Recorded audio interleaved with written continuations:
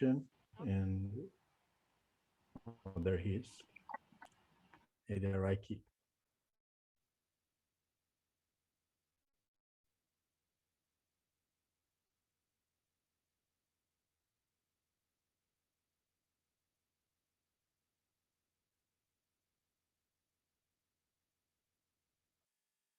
You're having connection issues, Reiki, or Yeah, having a can you hear us? few. My computer just reset on me and I just logged back in.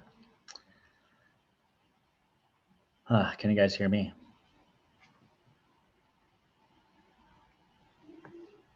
Yeah, welcome back.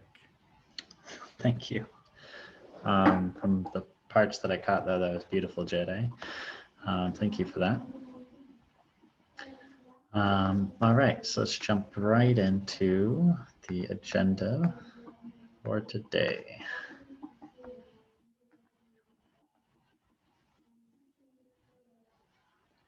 Does anyone have anything they're feeling especially called to share after the drop-in session?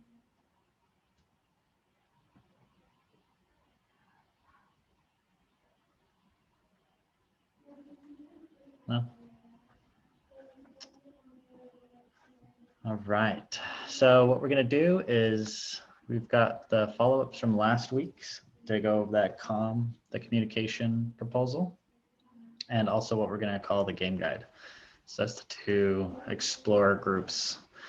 So did either of those groups get together and come up with a proposal? Did we come up to a workable proposal in the Discourse space to bring to this group today? Or are we still working on it? Does anyone have a affirmative on that either way?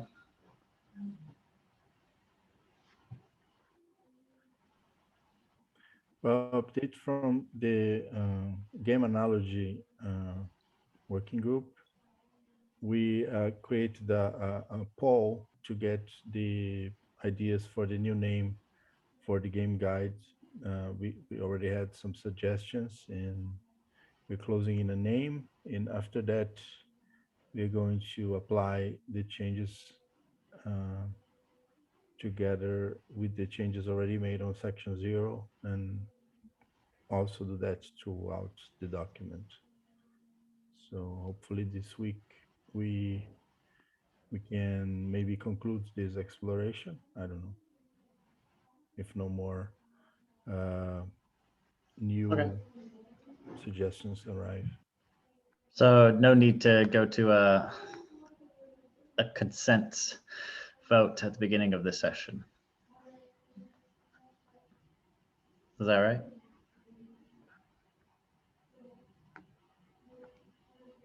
Just as a reminder, last week we had mentioned that at the beginning of these sessions, we could start it off with doing a consent round of voting, which basically we ask everyone if anyone has any blocks or objections to what was presented. And if not, then we enact it if it's a change, like changing the title, for example. So that's okay. If we don't have anything to start this week, that's totally fine. What we had mentioned ending also last week is the breakout groups around the visitor, resident, citizen flow. So the first breakout session is we can get into groups, do the same thing as we usually do. Any thoughts that any one of the groups have, share them, and then we'll come back and harvest it. And then we're going to explore a little bit of section 1, go through some of the topping points until we hit anywhere where we might have another breakout group with another round of deep dive and harvest. And then we'll continue that pattern throughout section 1. In the middle of here, Kathleen shared with us about a 4-minute video. So after our first breakout session, I was going to share that, and it's about communities. It's a really beautiful thing she put together. She's not able to join us on these, so she's wanting to put together a few 4-minute videos to be able to share with us so that she can join us on this journey.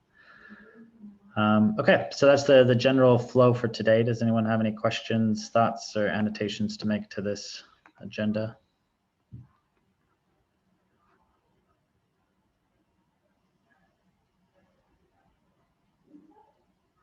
No, we're all pretty good with it? Awesome. Then the first thing we're going to do is we'll just go into the breakout groups And again, this is focused on the visitor, resident, citizen journey. So let me just bring that up right now to refresh everyone's memory on what it actually is currently.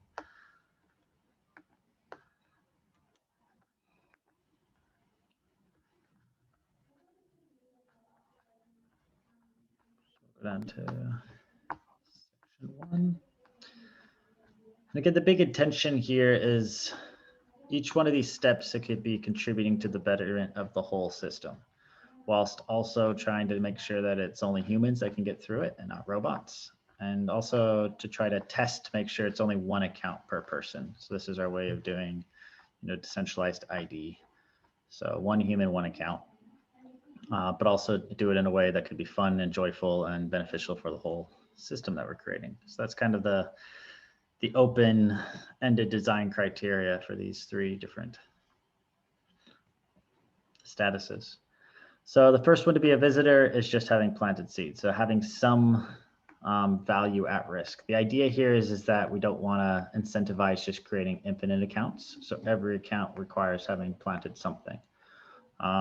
There's a cost on the Telos side that every account that's created in seeds, we're actually planting a few, or rather it's called staking in Telos. We're staking a few Telos to that account in order for them to have some bandwidth.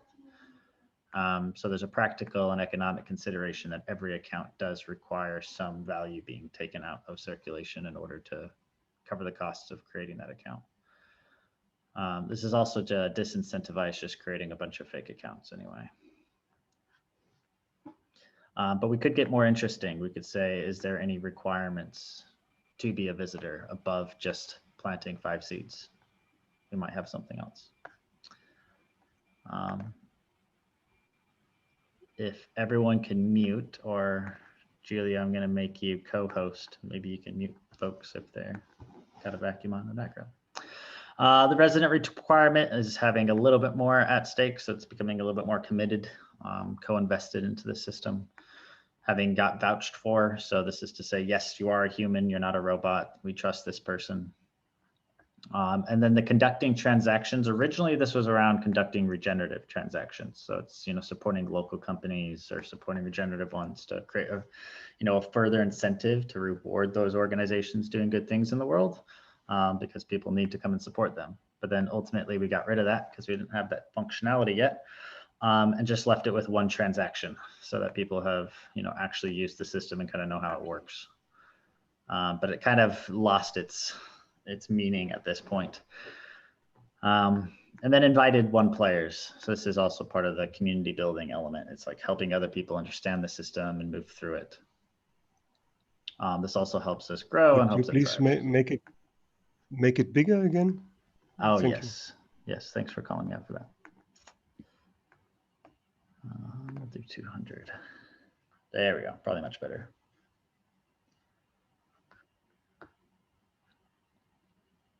Cool. Yeah. So again, the transaction one, originally the idea was it was conduct regenerative transactions. So that's why it's, kind of annoying and seemingly useless today. And the citizen requirements are basically the same thing, except helping the system kind of maintain and grow itself, which is one of the main things that Seeds needs right now, is people helping, on the movement building front. So anyway, that's some of the logic. I don't want to get into too much more here of, where some of these initial criteria kind of came from. And what we can do now is we can break out in groups and come up with anything else. I mean, the world is kind of our oyster here for us to kind of rethink, what this process could be. Before we do that, though, there's 2 hands up, so we'll go through that. Take it away, John. Yeah, I just think it'd be useful to also share section 8.0 of the Constitution, which is where we've codified what we intend from a constitutional point of view. And maybe we want to put other things in there, but the Constitution basically says wanted to make sure it's a real person and that there's only one account, and there's no other real criteria that are built in there. Yeah, from a constitutional point of view, that's the only thing we really need to do with this process, is to have that one account, one human verification, so that vouching. Anything else above and beyond that, that's up to us to kind of tweak and play with. Thanks for pointing that out, John. We'll go with Thaynara. Yeah, it's still on this topic of one person, one account. Like last week or so, I stumbled upon a case in which the person lost the 12 keywords and needed to make a new account, even though it's an account for a person. So how do we manage this? One account, one person, in these cases that are not specifically robots, but the person needed to make a second or a third account because on keys, do we have a way of merging the amounts they are holding in both accounts, or do we exclude the account that's elder? Just popped as a question because it was a case, but it might not be an only case in which a citizen or a visitor had to create more than one account through losing it so they could navigate. So how do we manage that? Sure. Quick answer from my point of view. You only technically own an account if you have the keys for it. So if you lose your keys, then you don't own that account anymore. So the one person, one account, if you've made previous accounts and you've lost the keys, it's no longer your account. So you're basically down to zero and you can make a new one. However, if you have multiple accounts and the other ones that you supposedly lost keys for start doing a bunch of stuff and maybe trying to grow their harvest and start voting, then that's where other citizens can come in and flag that and say, hey, that's actually two accounts there. And then people who vouched for that new citizen, that new person's accounts could lose reputation for having vouched for a duplicate. So that's where like the incentives are all kind of wrapped in there. Is we want to have people who are vouching for others be like, yep, we're pretty confident this is their only account, because you could lose reputation for vouching if you vouch for someone who's making multiple accounts, if that account gets flagged. So yeah, if people are losing their account keys, of course, go through the process of making a new account. But that's why we have the key guardians, so that people can set up key guardians and not lose their keys. And if they do, that their friends can recover it. So that's why we've created that, to make it so we don't have that key loss issue going up forward. Great, that answers. Thank you. Yeah, no problem. Daya, Analos, and then let's do the breakout. Okay, yeah, cool. First, I want to do a big shout out to the Light Wallets and the Key Guardian program system. I think it's super, super amazing. And then about this topic, can we also discuss the reward amounts given at Go Live? Because I think that's a really important part of the whole visitor, resident, citizen journey, like this this reward program that we installed there. And I think sometimes it can be counterproductive. And I'm just wondering if it's also something that you consider in what we are talking now, something that is up for debate, or is this something that is so glued into the contracts that it's better not to discuss this anymore? Are you talking about referrals? So if you invite someone else and they become a resident or citizen? Yes, the referral rewards, yeah, these ones. So the referral rewards aren't baked into this status process. That's a different element.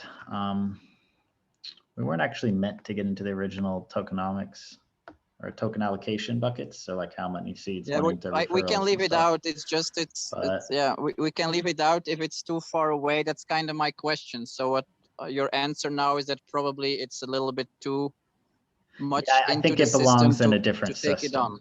No, we could definitely change that. Everything in the system could be changed, and nothing's too far gone from that level. I just think it's not connected here, because that referral system's limited. You know, it's only there until those seeds are gone. But this status evolution process is here for as long as we keep it, right? So anyway, one's temporary, one's more permanent, if that makes sense. Yeah, got it. Thanks. But yeah, I think that's definitely up for discussion, and it certainly comes off as almost a little multi-level marketing, weird vibes that a lot of people get. So it does seem counterintuitive. But anyway, definitely up for discussion. Analos? Thanks. Sorry, my video is not working, so I have to do it like that next time, hopefully better. Good to see you all here. I just have a quick question about, right, we were working before on a transition from resident to citizen. and we were drafting some new questions and approaches, including implementing the pledge, which is Article 7, and then working with Article 5, the values. I don't know what's happened with that since then. Is that already part now of the new drafting also here? Do you want me to share them in the chat? What's useful? Because I worked before on, and I gave them to people who were working with the passport as well, 2 new questions. One is about the understanding that people have read Article 5 in the Constitution and therefore have read the values and align with that. And the other question is about that they have read Article 7 and that they can also answer some of those pledges. Yeah, I think that's definitely connected here. So a little bit of context, what Annalise is talking about is when people go through the process of actually upgrading from visitor to resident or resident to citizen, the passport gives some questions and some information. So we're actually rewriting what information is delivered there in the passport as people are going through that process. I think if we're going in order here, we come up with what the protocol is, and then we can maybe even bake some of that into the questions. And maybe even foreshadow. So when someone's going from visitor to resident, they might learn about some of the requirements to go about to resident to citizen. So if what we do is, we have 2 choices here. I'd love for you to present what you've done, Annalise, so far, and request feedback if anyone has any. So we could either do that after this breakout, after we dive into what the protocol could actually look like, and then we can discuss a little bit about the questions. Or we could do the questions first and then do the breakout. What would be your preference, Annalise? Because I know you're maybe. Good question. Well, perhaps if you're thinking in terms of protocol, it might be nice for people to learn about this pledge, or really the essence of the Constitution from the very moment you join as a visitor, and then to be able to kind of deepen that and introduce people to more and more elements of that. And that thinking, where we were coming from, that transition from visitor to resident to citizen is too much based on still an economic approach of bringing people into the seat systems, rewarding them for doing so, and less about the idea of being co-founders of a whole new civilization and what it means to be part of the creation of a new culture. I'm open to whatever works for everyone here. But from a high-level overview, I think it would really be useful to go through the pledge of the Constitution. I am also happy to just guide you all through that whole process next week and actually dedicate time for that, so we can really understand the different subtleties of the values and the pledge, if that's helpful. Yeah, I think that is helpful. Let's dive into the breakout groups, but then let's do that next week so you can explore what you've been going over, and then we can pair that with I'm getting some nods, and that was a comment too. So yeah, let's dive in the breakout, and then that'd be great to do that next week. How's it feel, Annalise? Sounds good. Perfect. All right, so we'll do about 3 people for each breakout group. So we'll set 7 of them. Again, just to ground it, this is talking about the process visitor, resident, citizen, and specifically from what we can code. So that's why it's also a little bit boring what we can do, because it's all about what can we actually put into protocol. So Annalise, I love the seeds you planted, have you taken the pledge, but that's not anything we can actually put on protocol to know if they've done that or not. All we could do is tick a box with them saying, yes, I have read it. Unless we create this really cool smart contract code quiz that has to be passed or something. But anyway, cool. So that's the last prompt there into the breakout groups. And we'll go for about 10 minutes.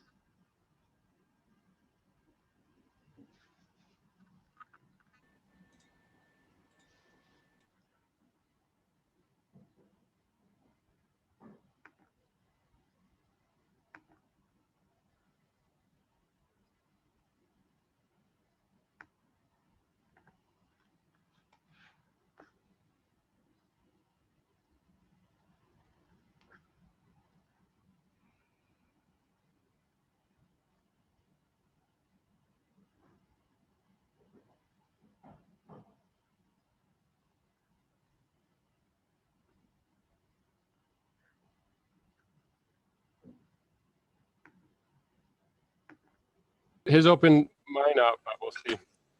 I'm not sure if I'm ready to share it in that kind of depth. I only got about halfway through his, so yeah.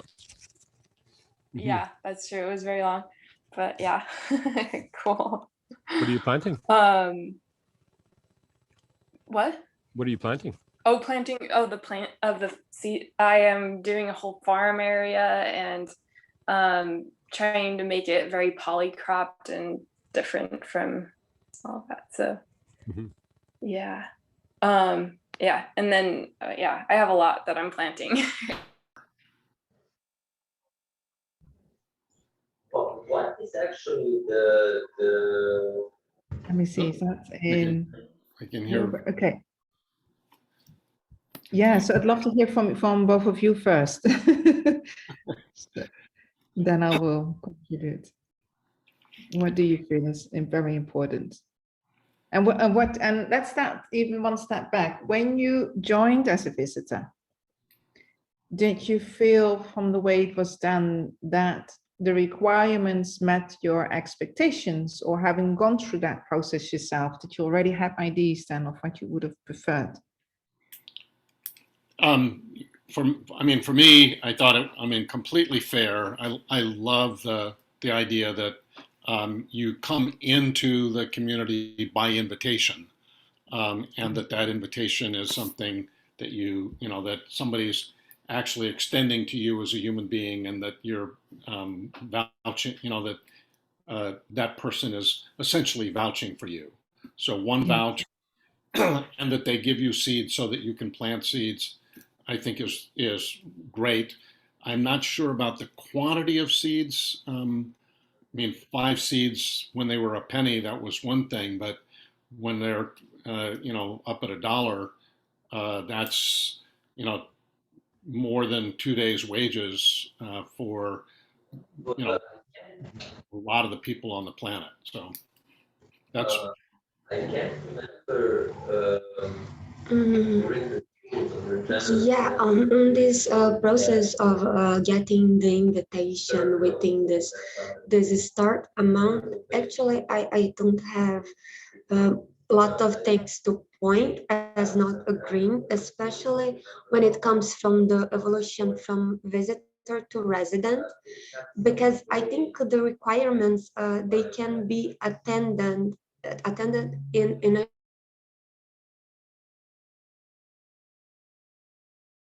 or literally sit with the person you invite and make a way to the residence with that person in like a afternoon.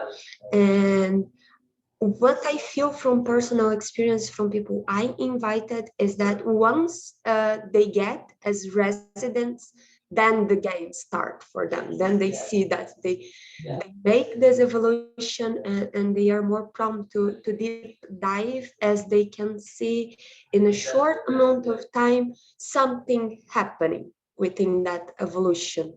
And that is actually where I see the opening gate for that person that's a new member to start searching and getting more involved with the community. So in those first steps, I actually don't have a lot to point out as improvement. I see it working quite good as it is, but I'll be happy to listen if you do have something that you would like to see different in that first part of a process. I think what I'm hearing, totally inclusive, to be as inclusive as possible, say like everyone's welcome, like why do we have to have any barriers? Like just, okay, you can't be a bot, but apart from that, and we didn't even have any checks for like if you're a bot or not. If it was obvious it was a bot, and they just got banned immediately. But apart from that, and it was just total chaos. Like we did this project for years, it was just complete chaos. It just kept getting pulled in different directions because somebody would come in for a couple of days like full of enthusiasm and try and change everything, and then that kind of knocked everyone off balance, and then they just left, but they got pissed off. Maybe they were just like mentally unstable, there was quite a lot of people like that. And then So it is a real challenge. And on the other hand, I'm in a project here, like which is a in person in a physical place where you go there and you meet the other people, and you don't even have to have a smartphone. You just write it on a piece of paper, like your transactions. It's a mutual credit thing. But like that's never going to be more than the 300 people we've got now, because you just can't manage a system that large. So I can see it from both sides, you know. And to me, like Seeds has got the balance between like being totally open and like thousands of people in complete chaos, and being very, very small, and you have to come to a physical place to do it. And anyone can join, like even older people that don't have a smartphone or don't even have a telephone can just write their order on a piece of paper, you know. And these things work at a certain level, but I think if you want to have some impact in the world, then Seeds is probably the best one I've seen so far. That's very cool. Yeah, good feedback. Yeah. What I've also experienced with this journey of evolving to citizen and having to support others do the same so that I can actually evolve and others around me. It's a beautiful process of learning and exploring the seeds system better, because people ask questions, they are curious, they want to see how this is helpful. And I felt that kind of engages in deeper conversation rather than people just being invited and they are already citizen and maybe they don't know exactly what that is about. So I like kind of the invitation to conversation, and the person who sent the invite being the one who kind of opens that as a let's open the conversation for what seed is. I'm not only sending you an invite, I'm inviting you to a journey. And on that journey, is it relatively easy to build in moments of celebration? So this is completely separate from the platform itself, but maybe the person inviting the person going along the journey. So it becomes literally a journey of discovery, but there are, and maybe that's part of the role that we play as storytellers or as Renaissance explorers, is figuring out what are meaningful modes of celebration to make each achievement on the journey grounded in concrete, more than just simply ticking boxes on a technology platform. It actually becomes part of the individual's experience, lived experience. Do you think that might work? And I must say, I did have a... Will be for people just get to resident and citizen. I like that idea. Yeah. And maybe others be what kind of contribution score people can gain. Maybe create some other kind of contributions that really validate them with participation inside the ecosystem.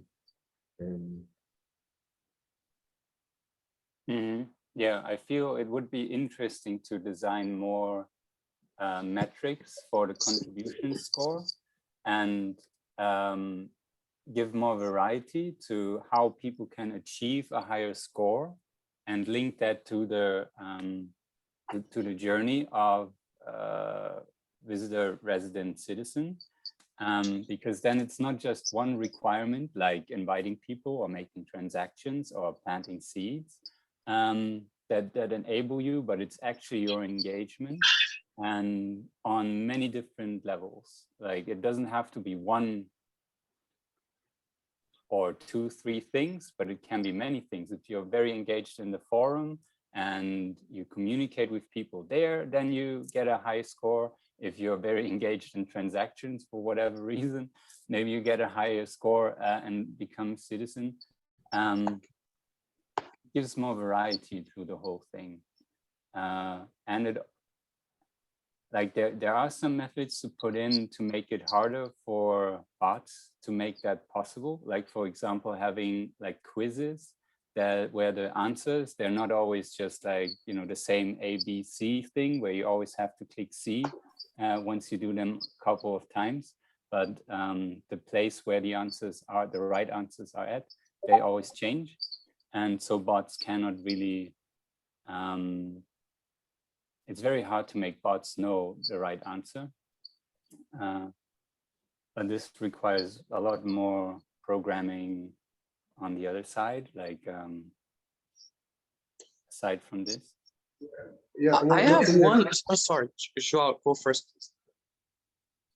One thing that concerns me is if people who are coming join and then become visitor, and this what's validate them as a resident or citizen, if not is to invite someone, the contribution or participation in some kind of circle inside the ecosystem. If you are part of the original or part of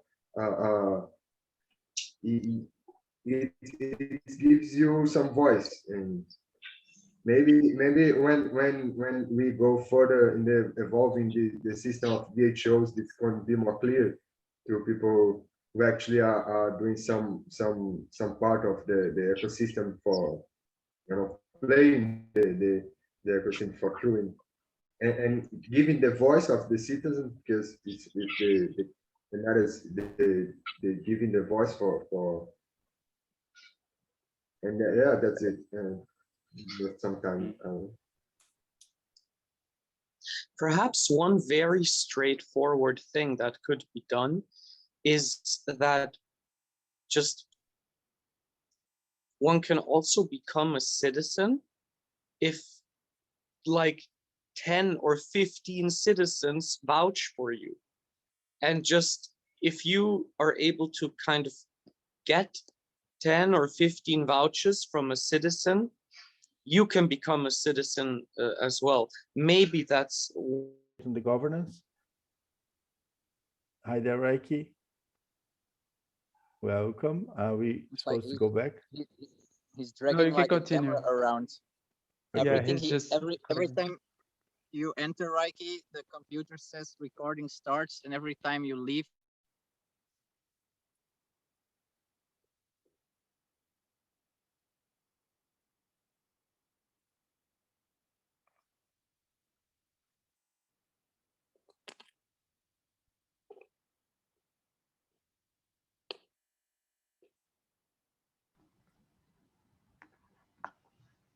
Hey, did you guys finish up? Yeah, we were chatting, but now Ogni, I still can't pronounce his name. He's looking for another spot to talk because he had some background noise. Should I bring him into this room? Sorry? Should I bring him to this room? Yeah. Let me do that. We only have 1 minute left anyway. Oh, okay. So let me start closing out the rooms.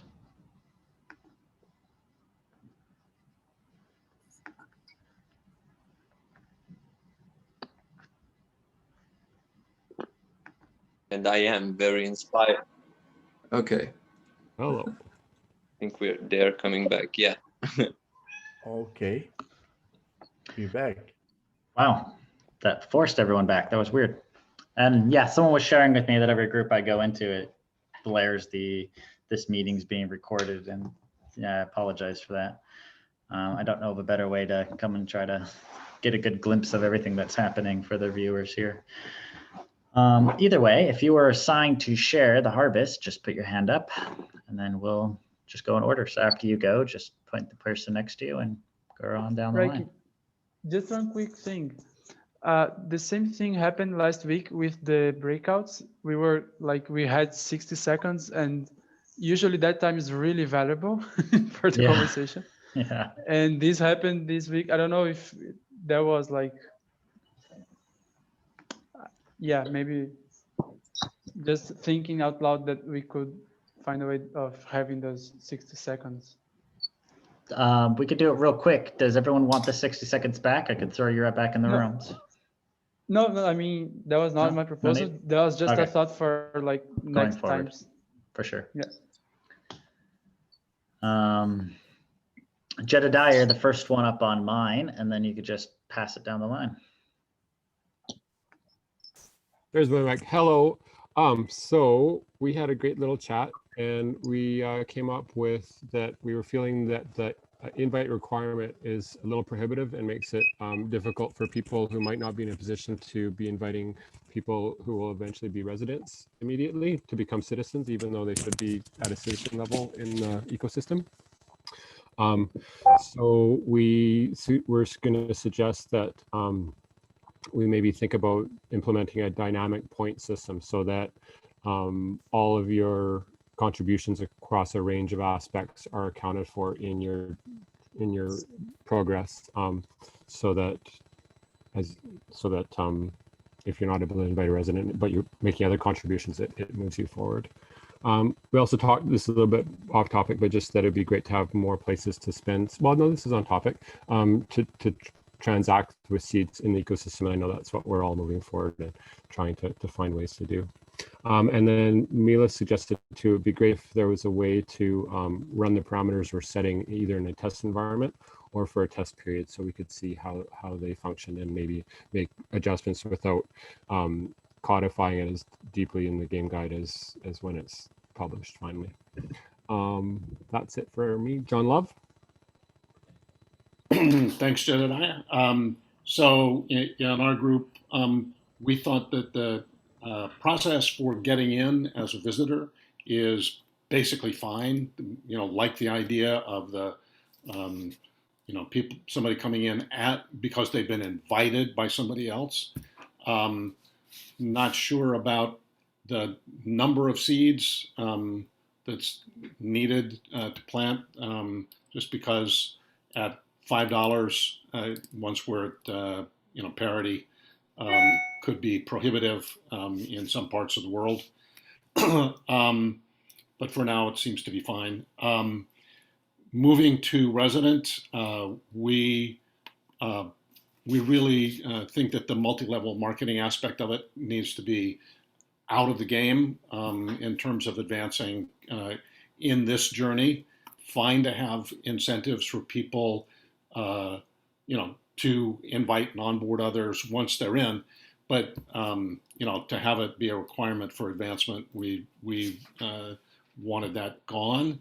We like that there's tracking of transactions, and that there's vouching. So those two elements we want to have remain.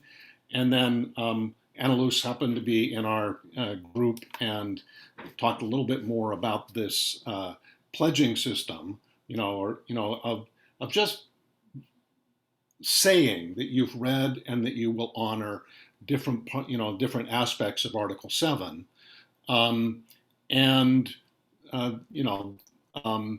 you would get do a certain number of them to get from visitor to resident, and then you would go deeper to get from resident to citizen.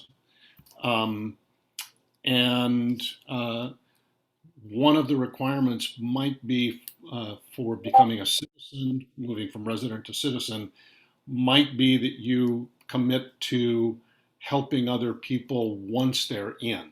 So help with an onboarding session, conduct an onboarding session, something like that. And that I have to go back to get from visitor to resident, maybe you attend one onboarding session in your local language. And that means we have to have those available. But so that's basically the summary. So you'd get one vouch as you got came in because you got invited, another vouch to move from visitor to resident, and maybe 3 more to get from resident to citizen, so that we're building up this trust in a person as a full human in the system. And that's our summary. Anything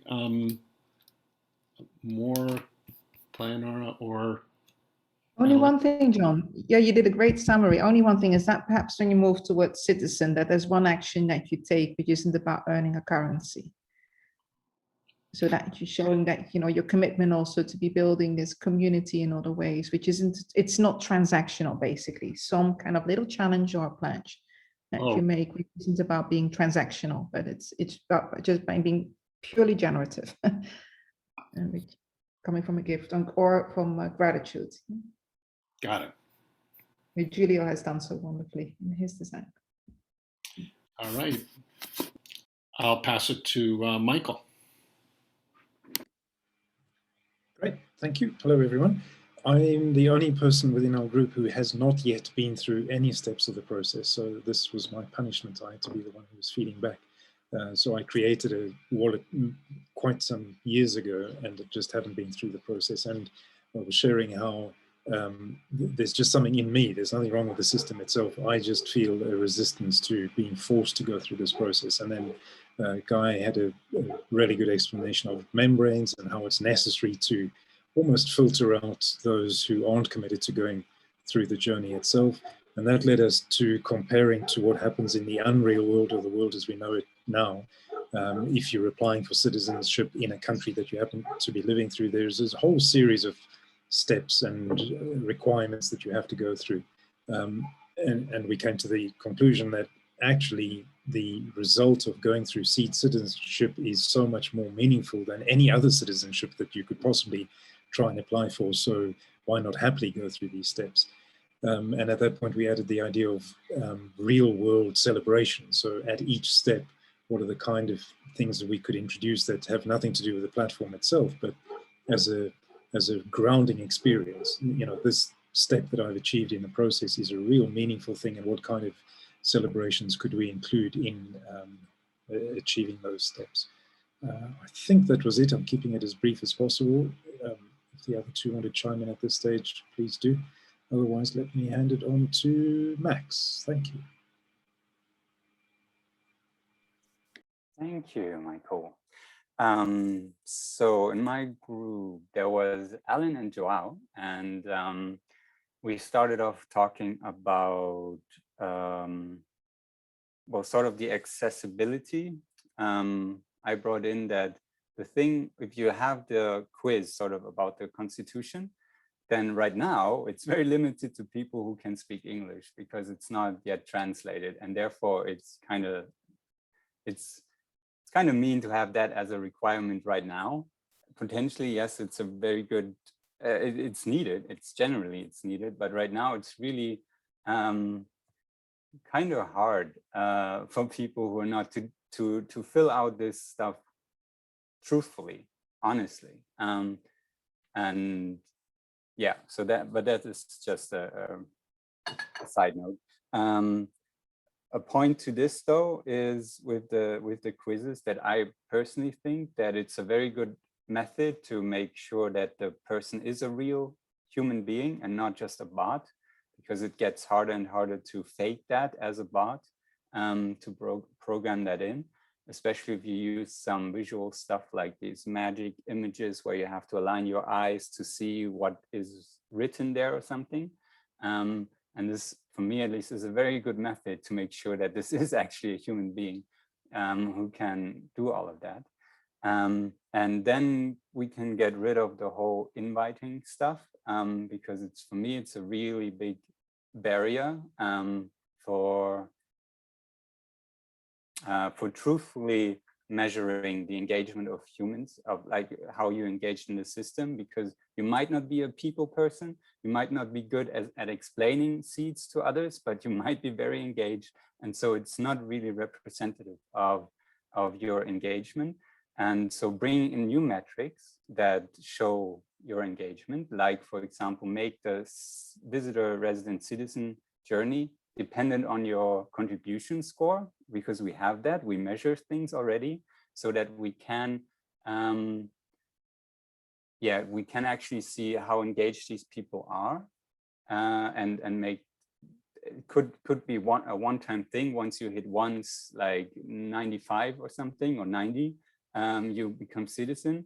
or it is always like this, and you always have to see how engaged you are to keep your citizenship, which would also be an interesting perspective. And what else was there? Oh yes, the vouching. The vouching is, I mean, it's good to vouch, but how it works right now isn't really very secure, because people just go into Discord and say, please vouch for me. And everyone is like, yeah, sure, I'm going to vouch for you. And it's like 2 to 3 people, I think, that's needed to vouch for you. And maybe there could be a system where it's really just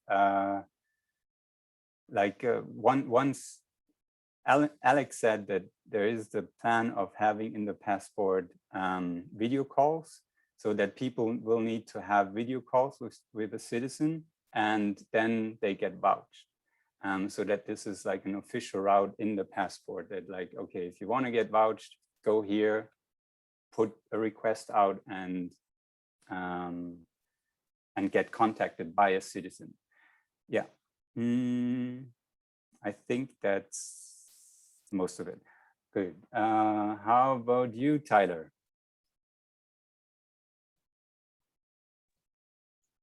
Thanks, Max. Let's see, we had a couple. So the first was kind of a sense that the frustration of finding the right people to invite is real, but also to do that and to be able to have those perhaps uncomfortable conversations with friends or family about what this whole seats thing is, you got to be pretty knowledgeable. And that itself is, and you got to be like confident enough to try and invite someone and talk to them about why it matters to you. And that feels like that kind of non-economic requirements that we're saying we want in a way. They're just not exactly explicitly stated anywhere or measured, but that's kind of a intangible measurement there about people's social willingness to have a conversation with someone else. So we just kind of discussed that, but a specific proposal around that might help the ease of that process is if there was a feature in the passport that would provide a clear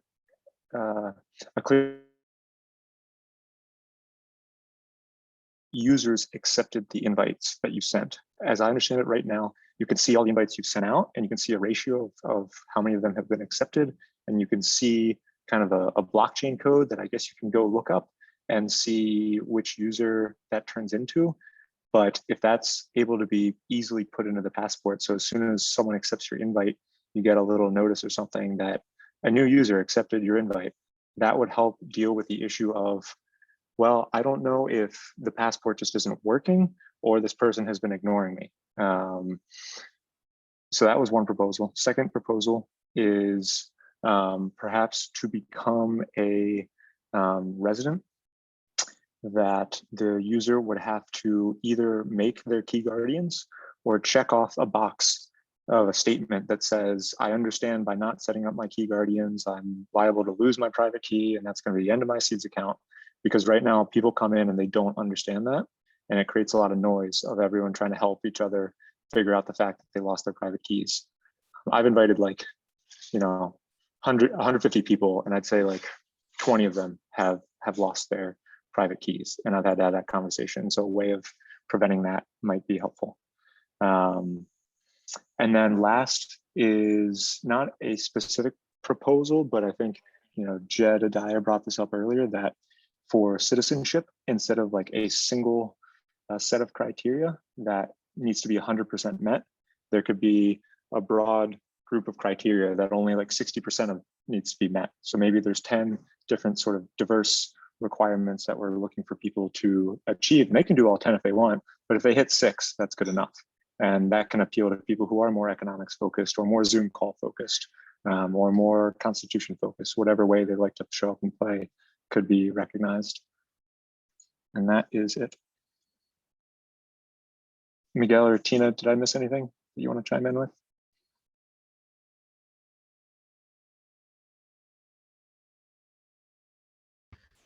Something new that came up right now, listening to the sharings, was that maybe it's also an option additionally that to give then the ambassadors and lead ambassadors the possibility to that they can vouch for somebody, participate in Zoom meetings and stuff like that, so that there is also a possibility that an ambassador which is very committed to the seeds ecosystem can decide, okay, this person shows that there is a lot of engagement. It just does not have the technical capacities to participate in the conference.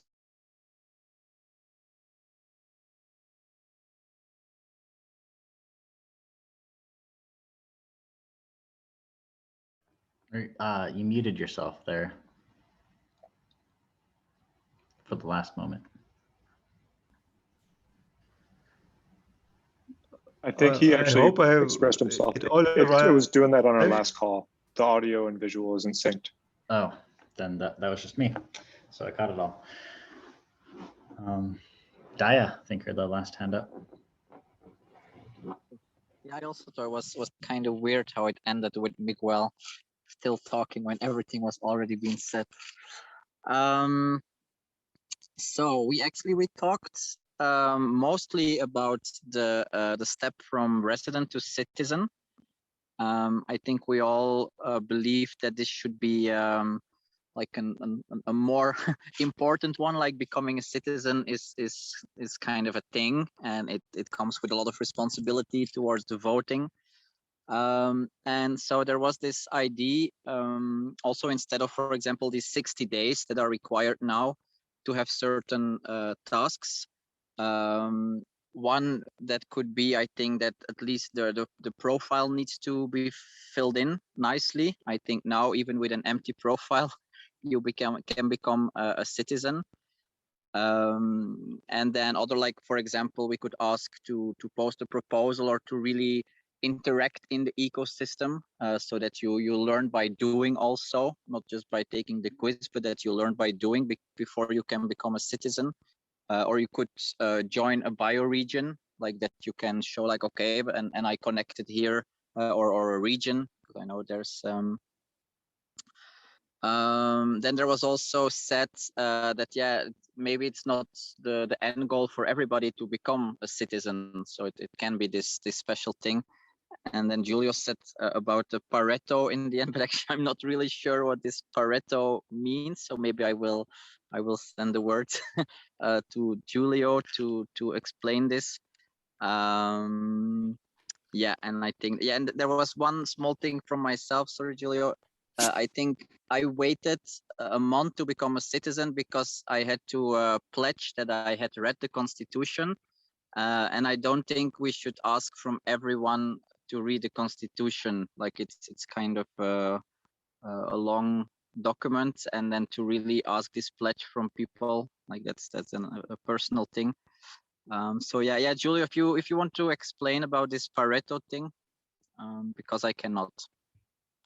Yeah, just to remember, you mentioned that maybe without reading the Constitution, you should maybe watch a video or a summary, like a 2-page summary or something that's only with the exclusive parts that you need to agree on. So, and then regarding the Pareto effects, that's the conclusion that on most social dynamics, you have like up to 20% only of the people that are actually doing active contributions, and 80% are more like, going along and just consuming, so what we realized that maybe we will currently we have very few citizens based on the total number of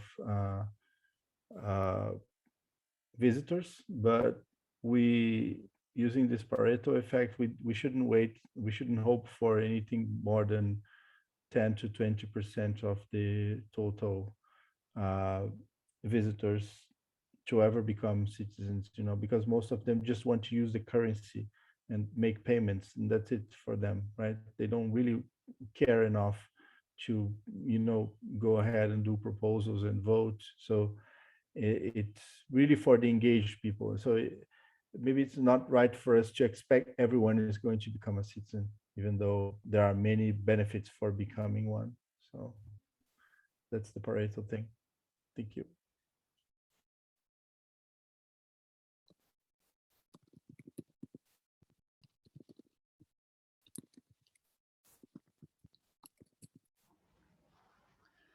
Wow, that was a beautiful harvest digest there. So I shared the link again in the chat.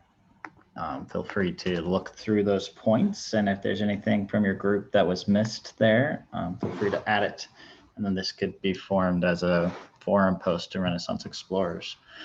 I found a couple overarching patterns that I will elaborate on in the discourse space. Some things I'd like to speak to. I definitely agree we can, something that I loved a lot was the idea of having a range of different requirements, and then someone just needs to earn a certain number of points. So there might be 15 different tasks and you only need to do 10 of them, or you need to do X number of each one of the tasks. I really love that. And then in which case the next question would be, what other tasks would we want to add? And again, specifically, what can we prove that actually happened? So we need some way to make sure we can prove it on chain. So I love the learning by doing. There's another element here that, and this is going to come up a lot in the design discussion here, but it's a fundamental principle. There's the difference between seeds, which is the smart contracts, and then the apps that are plugging into them. So when you say like having your profile filled out, your profile is really a part of the passport. Maybe other apps might not actually use that profile. It's not necessarily mandatory. For example, the Light Wallet has a totally different profile system than the passport right now. So it'd be very hard if we say on chain that you need to have a profile set up, because now we say it'll only work, you can only progress if you use the passport. You won't be able to progress if you use another app, right? So we can have the UI UX elements where the passport won't allow you to progress until you've done your profile filling out, but that's not something that will be an official rule that's actually on chain. So it's just two different ways of looking at it. We have the user interface, the user experience, which happens in the app, but then we have the actual contracts and the rules, which are the most fundamental things, which is what we're dealing with here in the game guide. Does that make sense, that distinction there? Or is there any questions about that?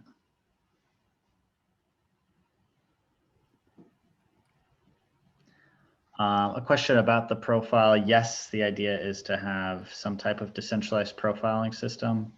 It's a huge debate though, because that's technically in your profile, this is personally identifiable information. And do we want to store that on chain? Because it's stored there forever and some people aren't familiar with that. So people fill out a profile and they expect to be able to delete it. But if you fill out a profile and we store it on chain, then it's there for time and all eternity to look at. Yes, that makes it convenient because then every app can pull from that same profile and you can carry your profile with you. But there's some really cool stuff coming out. This is kind of a side rail, but it's semi-important here, which is where we can store a hash to your profile. And then on chain, all it is this hash. It's just an encrypted key there that no one could really translate. But if that's sent to the right profiling service, then we can actually pull your profile from it. So there is, long story short, ways for us to like pseudo hide your profile. But anyway, we can get into that in another section of this. I would love to hear if there's any immediate responses to that last harvest session, that anyone felt inspired to rewrite a proposal if something came to them, any clarity, hand up, and we can just do one more response round. Did you change your mind, Apostle, or did you click it again on accident? Because I was going to pass to you first. I click it on accident, but I can share a little bit about the profile. For example, I think that I didn't know that the username that I'm inputting in the passport is going to be like my public forever username in the Telos blockchain. So I put my name in there. So that is a funny like dynamic of public private in the blockchain world. And I think there is a way to have a profile, but then give access to different apps, how much of the profile you can like look. But yeah, it's a hard problem. It's not an easy problem. Anyway.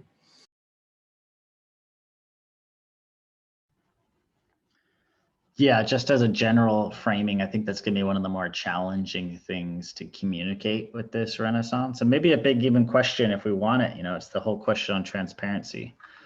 And it's a really interesting one philosophically, because depending on where you sit here, you either really love transparency or you're kind of really against it.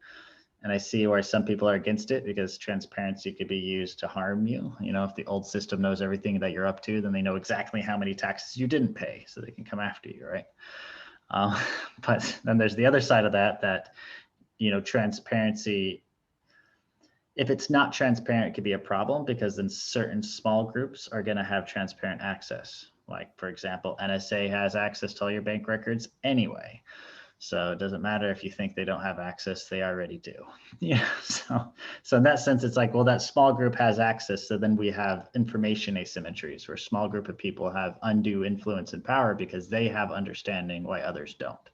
So that's where transparency is really interesting, because it levels the playing field. Now everyone gets to see everything. So now information can't be weaponized because one group doesn't have it more than the other. But then it can create, confusing things. And, if you go to the cafe and you spend some seeds to buy one, then they can come and look into your account and be like, oh, that guy's got so many seeds, they're wealthy. And that might be, an awkward situation for some folks. So anyway, I think this is going to be something that's going to be really important for us to keep exploring, and exploring some of the really cutting edge of this whole decentralized space, where we can have some of the benefits of a transparent system while also being able to keep some things private. But that's technology that's just right now at the cutting edge of coming out. So I think we're just beginning to start saying, okay, what do we want to keep private? And be able to do that still in a decentralized system. Cool. I'll stop it there and I'll pass it to John. I just put it in the chat. I love the multiple choice idea, and I love the idea of ambassador vouchers having a little bit more clout somehow, or them being able to give them to people who just show up on onboarding calls right there. I mean, anyway, like those ideas. That's something I think we could capture. So if someone's really excited about the ambassador badge, right now the badge doesn't mean anything, as far as I'm aware. It's just something that looks fancy. But I would really like to attach powers to it. So that might be that if you're holding the ambassador badge, your vouch is worth twice as much. Is this so far? Yes, I wanted to check for the Bali. You gave me your number. Hold on. And I haven't been there. Her. Oh, perfect. Yeah, so that would be great if anyone feels inspired to create a forum post in Renaissance Explorers specifically about two things. That'll be the ambassador badge, which will be interesting for us to talk about, but I also think that's probably a conversation in the Ambassador Academy. And two, a Renaissance Explorers badge, because let's create our own badge as well. And what does that mean? And then we could talk about giving some of these badges some power. Yeah, I really like that one a lot. Julio. So I was just thinking about badges to implement that multi possibilities for becoming, because in a way, visitors and residents and citizens are kind of badges already, but they're just not implemented as badges. And if we do that, and if we do have badges on seeds and we prioritize that, we could do a whole tree of badges that you kind of can walk through like a regenerative path, or many possible paths that you can travel to get to citizenship. Maybe you have like 10 different possible ways to get there. If maybe you want to be an ambassador citizen, maybe you want to be an organizational an entrepreneur citizen, or maybe you want to be a rule lawyer kind of person that submits a referendum kind of citizen, so many possible ways for you to get different badges to indicate what path did you go through to get to there. So that's a very beautiful way to implement these multiple paths to become citizens. And I actually aligned with the vision that we have for badges as NFTs kind of thing. Then can we make one forum post that's just about badges, and then all the different comments, and we can capture them all in one place as we start designing different badge ideas? Because one other element here. I can do that since I. Go on. I can do that. I will do the post on badges, and since I already did the specs for badges for the smart contract, and maybe I'll post some of that, not too technical stuff, but just the general idea behind badges for seeds. And right.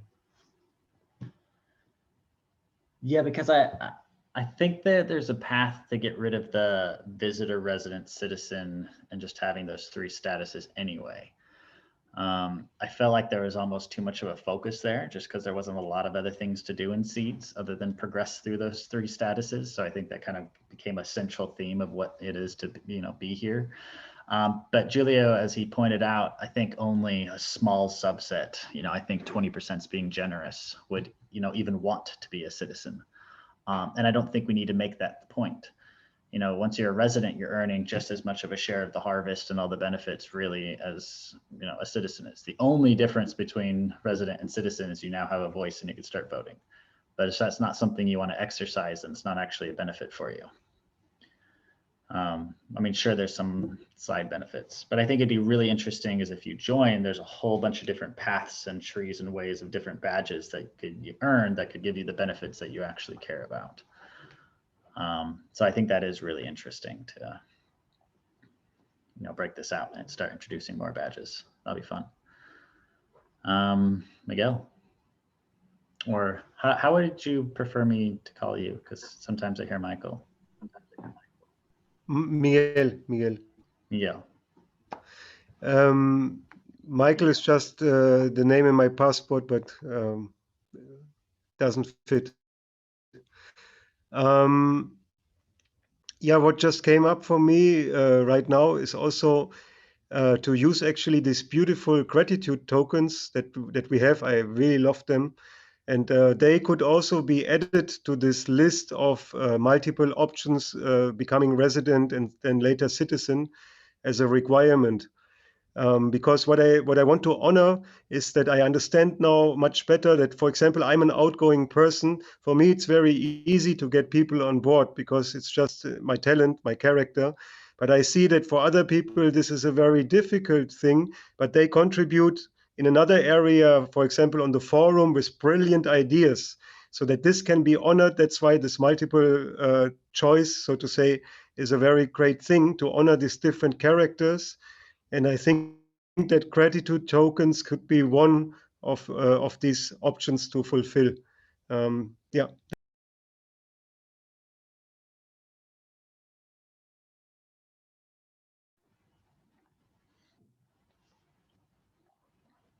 Yep, I love that. Your face kept talking, so I felt the need to still stop there. But I think that could be something fairly easy to implement now that you've received a certain amount of gratitude, because that's a reflection from the community that you've made some contributions that the community found valuable. And that might be even, I think that there's a lot of merit there, and that's something easy to add. Yeah, so maybe that's even better than vouchers, because it's a kind of way to vouch for someone and saying exactly what they did to deserve this gratitude vouching. So maybe it could be another way to. I know vouching is different, but if vouching had like a string that you could specify, why are you vouching for this person? Why do you recognize this person to be dependable? And just an idea. Thinking that vouching could also be done through badges here, Badge champion there. You're really getting on the boy Girl Scout meme with the whole sash of badges, huh? Jedi. Yeah, I just wanted to talk about the point I made in the chat, just that if we are expecting to have, as you say, less than 20% of people engaged as citizens, but only citizens are allowed to vote on proposals, how does that factor into the state of, the way we're hoping to be as democratic as we want to be? Yeah, I think this is where some of our value statements come in. I think everyone here is pretty biased to one side of that spectrum because we all care, which is why we're on this call, because we want to be part of that decision-making process. But, from experience, there's a lot of folks out there that don't want to be part of that process, and that's not at all what they want to be doing. So yeah, I think we could look at a democracy and say it's only working if everyone's engaged, but I think it's working if everyone can be engaged and the people who want to be can be. But I think it would be really nice to see the numbers go up. And I think once we have a smoother process for doing things like delegating your vote to others, then it'll become easier, because then people who, still don't want to put through the effort, but they trust someone else, then they, get their citizenship and delegate their voice away. Widespread democracy only works when everybody's engaged and educated. And that's going to be a multi-decade thing for us to take on, is that, collective learning that I think needs to be undergone as well. So anyway, I think that's a long journey, but definitely something that I think is worth tracking and seeing if we're successful or not is, how much engagement we can get. And 20% is great, if 20% across the board, when you look at democratic systems, actually pretty high engagement. And DAOs today with other decentralized governance systems, they're getting like 2-3%. It's incredibly low engagement rates. But that's also because they're just the tokens that are the economic tokens. So most people are just passive investors that don't care. Anyway, so that's a whole other topic. That'll be a key part of governance, I think, is, getting into that to see how can we redesign our governance system so they can be joyful. I mean, the vision of everyone being engaged in every minor decision, I don't think that's worthwhile, an effective use of human time, or, even a feasible thing to ask. The last thing I'd love doing is approaching it from a space of, how are people going to show up to the system? And then let's design the system for that, rather than expecting people to go through a paradigm shift in their behavior and then trying to design a system for that, if that makes sense. So if people are wanting to show up to a system and generally be unengaged, then we say, okay, let's expect people to be generally unengaged and then design the system so they can still thrive under those conditions. Opposed to I think there's a happy medium, because I think by investing in that concept, then you're reaffirming it, right? But I agree, people are going to show up and do what they're going to do. So trying to draw them along is I think important too. But anyway, that's all I need out of the conversation. Thank you. Thanks, Jedi. Yeah, I mean, it's a good point. John? Yeah, I just wanted to point out again the principle in the Constitution that when I came to Seeds, excited me about true democracy, radical democracy, is that although you can't expect everybody to be engaged, 8.02, this process will remain attainable enough that any human with reasonable effort may become a citizen of Seeds. So it kind of starts from the point of view that if you're human, you can be a citizen. Not that you are already, but you can be. And it's not that hard. You just got to do these few things here and be a citizen of Seeds.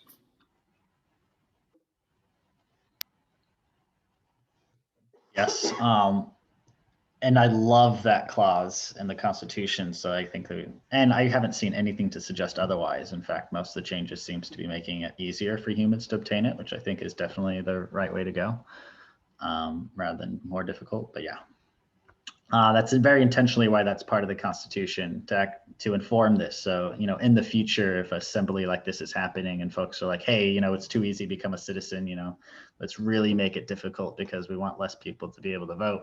That's when we get a point at the Constitution and say, actually, that's unconstitutional. So it would be the role of the constitutional guardians that even if the citizens at the time are trying to pass that, the constitutional guardians stand up and say, hey, actually, this is going to make it harder to become citizens, so we're going to veto this. So that would be one instance where, the constitutional guardians step in to, stop changes that would otherwise be unconstitutional, right? Yao. I have some questions about when we evolve to other DHO, regional DHOs, the type of kinds of campaigns globally will change a lot.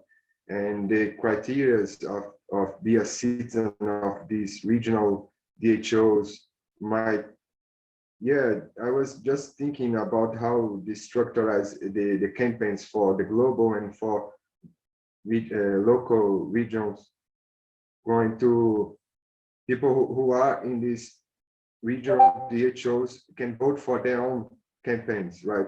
So I don't have this clear, and this how we're going to change or transform for this kind of dynamic.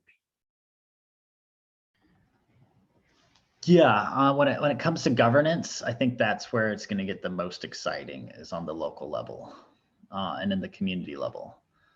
So, I mean, we're talking about governance for the global level, and that's where I think it's okay to have, 10 to 20% engagement, because that's 10 to 20% of people who are concerned and taking time to understand, the global systems issues. But I think most people are going to be most engaged in their regional governance issues. But either way, I mean, that's a whole other topic, which I think is really, alive right now. We've got 4 minutes left in this call today, and I actually want to take a stock of how we're going with these flows, because right now I'm kind of going methodical. We're just going through the game guide top to bottom and really getting into each piece. Or we can go with the what's alive in us, because there's some other topics happening in the Renaissance Explorers Discord and beyond that are really hot and, I guess, juicy, that people want to really dive into, like setting up, DCOs and rethinking governance.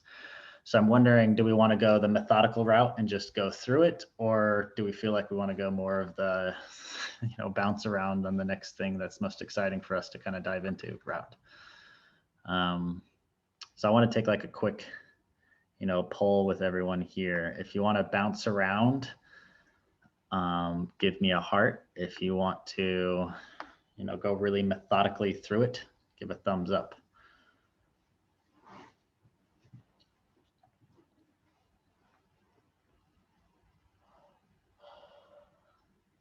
All right, I'm getting mostly thumbs ups here. So, but I also heard that we can bounce methodically. So we can, I'll use my, intuition to kind of weave in a little bit of bouncing with that too. So that'll be a little bit of next session, is some of the stuff that's alive for us right now, which is the DCO. And this is the start of organizing anyway. So I'm going to set it up, framing it from the idea of the dues, we're calling them DACs now, and we can get into that next reason why.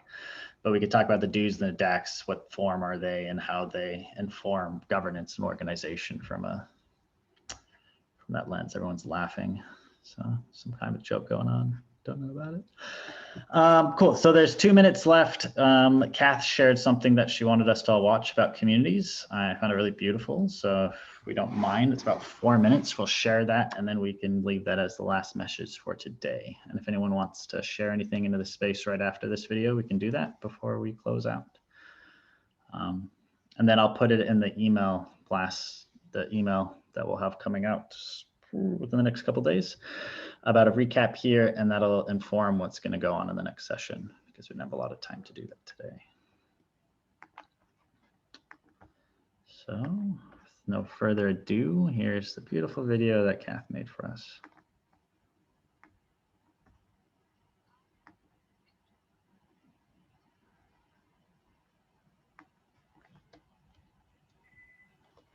We can't hear the audio, right? Maybe you have to share the computer audio. Is there no audio for this? All right. I'm not going to waste too much time with y'all. So what you can do is I'm going to share the link into this for everyone to watch, and I'll put that into the recording of this as well in the show notes, and everyone can watch this beautiful thing that Kath made for us on communities. Okay, so let's carry this conversation forward on the visitor, resident, citizen process. There's still a lot to unpack there, and to come up with some clear proposals of how we want to shift this, so we can articulate that in the discourse space going forward. continue to read section 1 on organizing and get a better grasp of what that actually means. And then the beginning of next session, we're going to actually introduce the different categories for how we're going to organize. So that's, regional and within an organization, globally, etc. Sound pretty good? Cool. Anyone have any last thoughts they want to share as we close out? Just that I posted earlier in the chat the link in the forum for the journey conversation. Ooh, yes, perfect. Do you mind posting that just one more time? Because I'm going to jump right over to it. And then, yeah, let's close out. Feel free to unmute yourself, say goodbye, and I hope you all have a really beautiful day, night, evening, wherever you are in the world. Thank you. Bye. Bueno, Bye, thank adios. you all. Bye, everyone. Hasta la vista. Bye. Bye-bye. Bye. Thanks, bye.